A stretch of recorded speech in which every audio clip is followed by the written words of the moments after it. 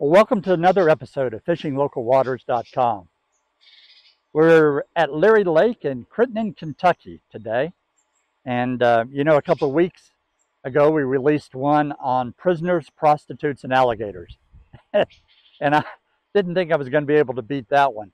But let me tell you, here at Leary Lake, we're going to be talking about William Shakespeare, the Midsummer Night Dream. We're going to be talking about Puke. We're going to be talking about baseball. And yes, we're going to be talking about fishing in the lake. But bear with us and let me explain how all that ties together right after. Let us get to our break, and we'll be right back to another FishingLocalWaters.com. Look forward to spending my day with you. Welcome to another episode of FishingLocalWaters.com. Remember, if you're fishing, you're almost always fishing in someone's local waters. So when on private land, talk to the owners and ask permission. And always be courteous and good stewards whenever you're on private or public properties. As a reminder, if you haven't already, please subscribe below. It helps us and allows us to keep you informed. As always, we hope you enjoyed this segment of FishingLocalWaters.com. Leary Lake is in Crittenden, Kentucky of Grant County in northern Kentucky. It is named after Joe Leary, a lawyer from Frankfort, Kentucky, who in 1963 helped negotiate the terms and conditions to transfer the property associated with the Lloyd Library Botanical Park, also known as the Lloyd Wildlife and Recreation Area, to become part of the 1,105 acres that now make up the Curtis G Lloyd Wildlife Management Area, or WMA. The 4.6-acre Leary Lake is a Fens lake and therefore routinely stocked by the Kentucky Department of Fish and Wildlife. This lake is just minutes from the I-75 Crittenden exit and has a more remote feel than many of the other fen lakes that are located in public parks. If you're not familiar with the Fens lakes, FEN stands for Fishing in Neighborhoods. It is well maintained, with the grass cut in a manner to allow several points of bank access along the north side of the lake and the entirety of the dam. The south side of the lake is adjacent to a forest with a traditional trail system for those who prefer a more remote natural setting. Add in the newly constructed fishing pier, and the lake provides several fishing opportunities. Like many of the WMAs, there are no posted hours, therefore you can fish later in the evening. However, there is no camping or campfires allowed, and make sure you have your fishing license with you and a line in the water. The state police post is nearby and enforcement is maintained. There is a well-maintained portalet in the parking lot. In the making of every episode, I fished a body of water and I talked to the locals. Be prepared to deal with snapping turtles. The locals warned me of such, and I didn't listen. I snagged a 5-pounder by the hind foot, and he was irritated, and he and I had a hell of a time negotiating to return him my $2 fishing lure. Eventually he gave it back and retrieved back into the water. Kentucky Fish and Wildlife owns, leases, and manages more than 85 wildlife management areas, WMAs, for public use. This WMA has a public tube, shooting range, trap and skeet, and archery ranges. But this WMA has an additional feature that is unlike any other WMA. There is a unique 6-ton granite monument located in the center of the WMA that was placed here by Curtis G Lloyd himself.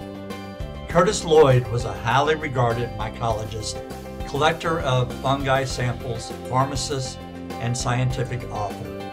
He had collected books from across the world and established a research library for medicine that is housed today at the 4-story Lloyd Library and Museum, located at 917 Plum Street, Cincinnati, Ohio.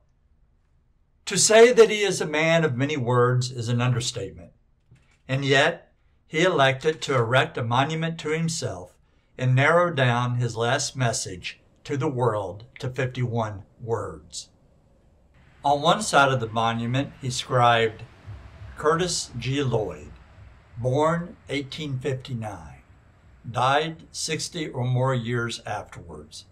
The exact number of years, month, and days that he lived, nobody knows and nobody cares.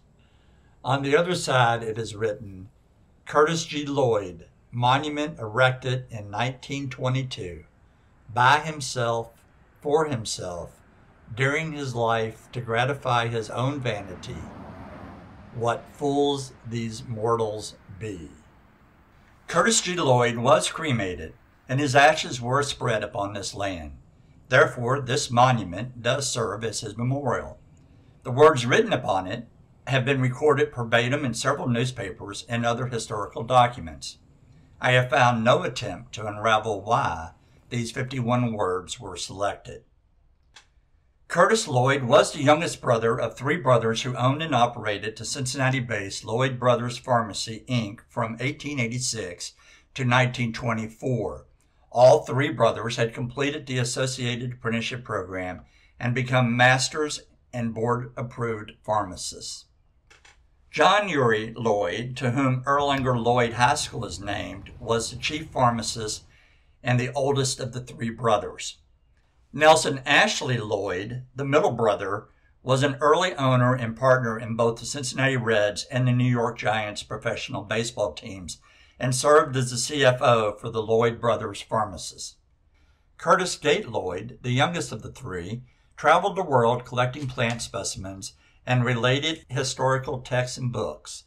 This information was used by the pharmacy and still being used today for medical research. As I studied Curtis's life, I saw a lot of characteristics that reminded me of Ben Franklin.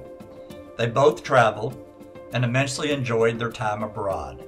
Both loved meeting new people and immersing into new cultures. Both understood the power of the pen. Neither shied from expressing a viewpoint that might offend. Both had a background in publishing. Both were incredibly bright, creative, and a constant quest for new understandings. And both addressed vanity in their closing writings to the world. At the beginning of part 1 of Ben Franklin's autobiography, he writes, and lastly, I may as well confess it, since my denial of it will be believed by nobody. Perhaps I shall a good deal gratify my own vanity. Ben went on to write, most people dislike vanity in others, whatsoever share they have of it themselves, but I give it fair quarter whenever I meet with it, being persuaded that it is often productive of good to the processor and to others that are within his sphere of action, and therefore, in many cases, it would not be altogether absurd if a man were to thank God for his vanity along with his other comforts of life. Whether or not Ben Franklin's writings directly influenced Curtis's writings, I do not know.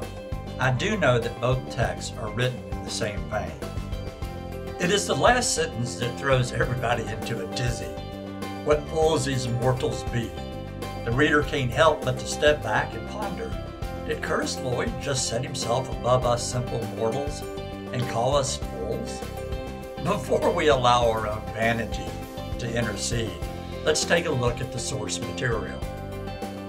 What fools these mortals be is a direct quote from Shakespeare's A Midsummer Night's Dream. It was uttered by one of the characters, a mischievous fairy of the forest named Robin Puck Goodfellow, who had been sent to find and concoct a magical juice derived from a flower called love in idleness. While doing so, he was interrupted by several human beings who had entered into his forest looking for love. What happens next has become one of Shakespeare's most popular and his widely performed comedies. Like Puck, Curtis had been sent into the forest to find elements to concoct medicines, and personal observation would have been one of his most valuable means of scientific discovery. As we dig deeper into Puck and his famous quote, we find that it was used a lot more than just on the stage of the Globe Playhouse and here on Curtis Lloyd's tombstone. The Puke magazine was the first successful humor magazine in the United States that addressed the issues of the day by colorful cartoons, illustrations, and political satire. It was published from 1876 until 1918. The heading of the publication included an illustration of Puke and a banner that read, "What fools these mortals be." This magazine was the first to successfully adopt full-color lithograph printing for a weekly publication. As such, Curtis would have been very aware of this magazine, particularly when the magazine published several cartoons addressing the medical quackery of the time. There is a third possible, more direct, more poignant meaning behind these words. There are local stories that Curtis offered to fund the construction of a new Crittenden High School. His only request was that it be named Crittenden Lloyd High School in the same manner Erlanger Lloyd was named after his older brother John. This does make sense since both of his parents had previously taught school in Crittenden. According to the oral history, the school board turned down his charity and stated that it was on the grounds of Curtis's religious beliefs or lack thereof. Being a man of science and having a religious background and feeling a slight to his parents, I can see where Curtis could have made a decision to plant a 6-ton unmovable rock in the area and leave behind these parting words. Perhaps Curtis was just repeating an observation already made by Shakespeare, or using the same humor illustrated over and over again in the Puke magazine, or had a more direct point to make. We may never know. What we do know is that thanks to Curtis G Lloyd and his brothers, we have one of Kentucky's finest WMAs in northern Kentucky, the Cincinnati Reds, and a world-renowned research library in Cincinnati. For that, we need to give them thanks.